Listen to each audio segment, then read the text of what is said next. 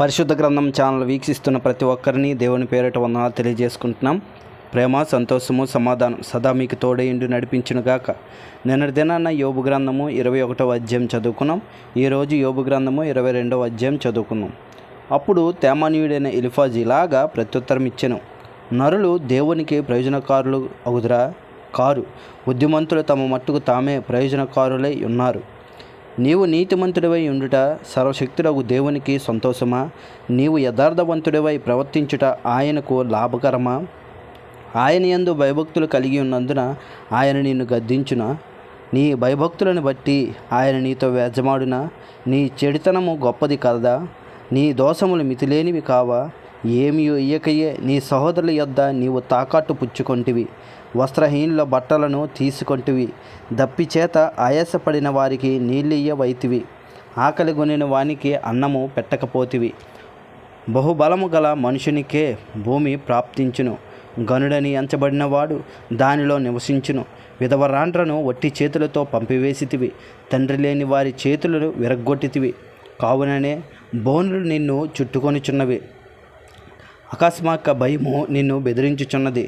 నిన్ను చిక్కించుకున్న అంధకారమును నీవు చూచుట లేదా? నిన్ను ముంచబో ప్రళయ జలములను నీవు చూచుట లేదా? దేవుడు ఆకాశమంతా మహోన్నతుడు కాడా? నక్షత్రముల ఔన్నత్యమును చూడుము, అవి ఎంత పైగానున్నవి. దేవునికి ఏమీ తెలియను? గాఢాంధకారములో నుండి ఆయన న్యాయము కనుగొనునా? గాఢమైన మేఘములు ఆయనకు చాటుగా ఉన్నవి, ఆయన చూడలేడు. ఆకాశములో ఆయన తిరుగుచున్నాడు అని నీవు అనుకొనుచున్నావు. పూర్వము నుండి దుష్టులు అనుసరించిన మార్గమును నీవు అనుసరించదవా? వారు అకాలముగా ఒక్క నిమిషంలో నిర్మూలమైరి. వారి పునాదులు జల ప్రవాహము వలె కొట్టుకొని పోయెను. ఆయన మంచి పదార్థములతో వారి ఇండ్లను నింపినను మా యొద్ద నుండి తొలగిపోమ్మని సర్వశక్తులకు దేవుడు మాకు ఏమీ చేయననియు వారు దేవునితో అందురు. భక్తిహీనుల ఆలోచన నాకు దూరమై ఉండునుగాక. మన విరోధుల నిశ్చయముగా నిర్మూలమైరనియు వారి సంపదను అగ్ని కాల్చివేసిననియు పలుకుచు నీతిమంతులు దాన్ని చూచి సంతోషించుదురు. నిర్దోషులు వారిని హేళన చేయుదురు.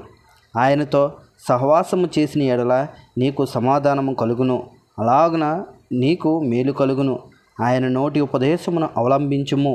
ఆయన మాటలను నీ హృదయంలో ఉంచుకొనుము. సర్వశక్తుని వైపు నీవు తిరిగిన ఎడల, నీ గుడారములో నుండి దుర్మార్గమును దూరముగా తొలగించిన ఎడల నీవు అభివృద్ధి పొందెదవు. మంటిలోని బంగారమును ఏటి రాళ్లలో ఒఫీరు సువర్ణమును పారవేయుము.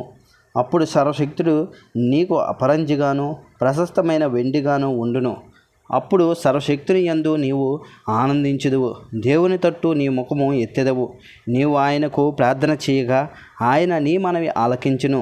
నీ మ్రొక్కుబళ్ళు నీవు చెల్లించెదవు. మరియు నీవు దేనినైనను యాచన చేయగా అది నీకు స్థిరపరచబడును. నీ మార్గముల మీద వెలుగు ప్రకాశించును. నీవు పడదొయ్యబడినప్పుడు చూచిదనందువు. వినయము గల వానిని ఆయన రక్షించును. నిర్దోషి కాని వానినైనను ఆయన విడిపించును.